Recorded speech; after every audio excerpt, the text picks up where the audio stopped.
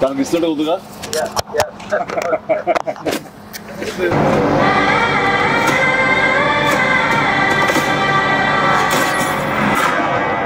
భజే వాయువేగం. మా Vicky UV creations concept తోటి Prashanth Reddy direction లో వచ్చినటువంటి భజే వాయువేగం. ఈ టైటిల్ చాలా ఇంప్రెసివ్ గా ఉంది, చాలా ఇంట్రెస్టింగ్ గా ఉంది. ఈ సినిమాలో ప్రత్యేకించి మా శిష్యుడు, మా అభిమాని కార్తికేయ హీరోగా నటిస్తున్న సినిమా ఇది.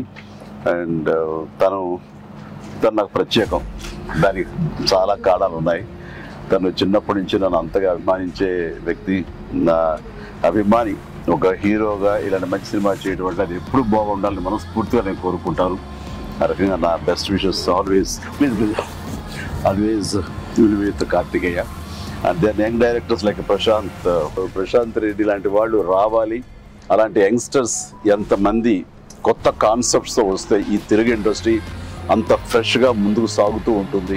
ఈ సినిమా పెద్ద విజయం కావాలి. ఎందుకంటే దీని వెనకాల నేను పూజించే నా హనుమాన్ ఉన్నాడు. ఖచ్చితంగా ఈ సినిమాకి ఆయన ఆశీస్సులతో పెద్ద విజయం సాధించాలని మనస్ఫూర్తిగా కోరుకుంటున్నాను.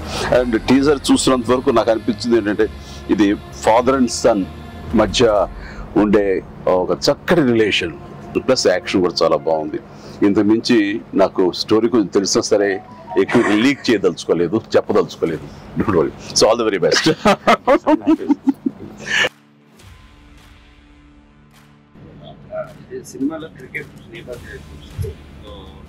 మీరు ఎప్పుడన్నా సరదాగా క్రికెట్ చిన్నప్పుడు? నేను కెప్టెన్ గా సచిన్ టెండూల్కర్ నా నెక్స్ట్ అది గుర్తుంది సార్. ఆ మ్యాచ్ చూసాము, చేశారు.